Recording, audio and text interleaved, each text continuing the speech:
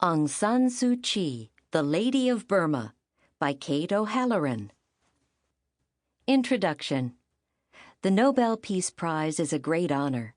It confers more than a substantial cash prize.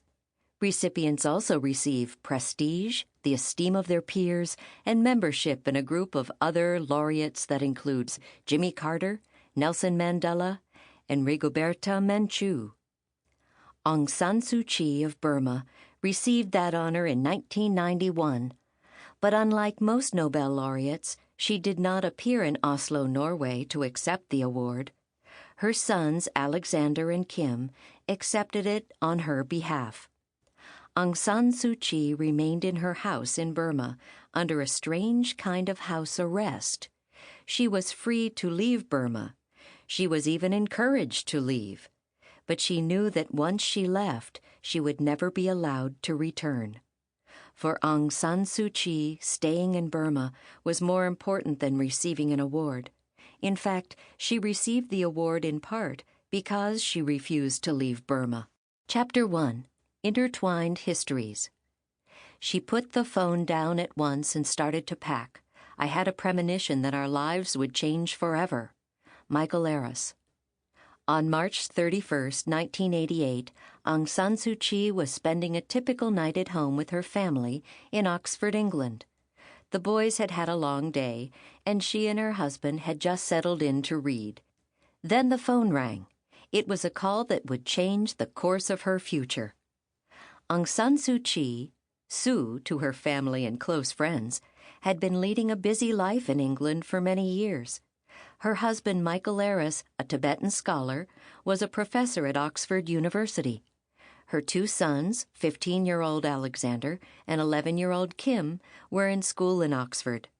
Sue herself was studying for an advanced degree in Burmese literature. Despite Sue's geographical distance from Burma, she had remained loyal to many of its traditions and kept herself informed about its politics. Sue's mother, Kin Chi, still lived in Burma, where Sue had been born, and Sue still felt a strong connection and responsibility to her homeland. The call that March evening was about Sue's mother. Kin Chi had had a stroke and was in the hospital. Sue immediately packed her bags and arranged to fly to Burma to care for her mother. Because Michael had his teaching commitment and the boys were in school, they decided to stay behind in England until they knew more about Kin Chi's condition. Weeks turned into months as Sue remained in Burma to care for her mother.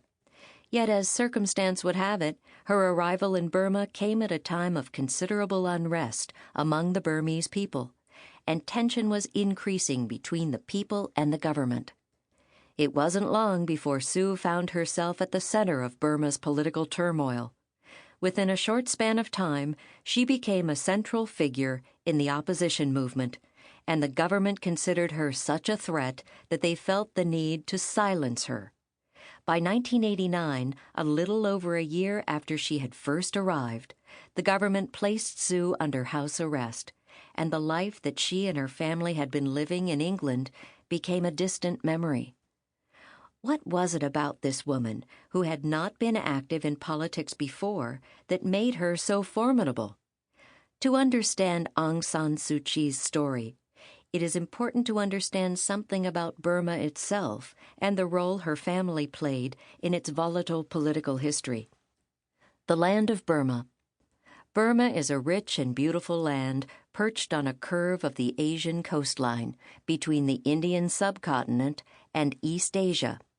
It is shaped a bit like a kite with a long tail. To the north, east, and west, Burma is ridged with high mountains. Between the mountains, a vast central plain sweeps down to the sea. Most of central Burma consists of the valleys of three of the country's most important rivers: the Irrawaddy, the Chindwin, and the Sittong. The Irrawaddy River rises in the northern uplands and winds 1,350 miles toward the south until it reaches the Andaman Sea. Burma's two most important cities, Rangoon and Mandalay, lie along the Irrawaddy River. The Chindwin River joins the Irrawaddy River. Sample complete. Ready to continue?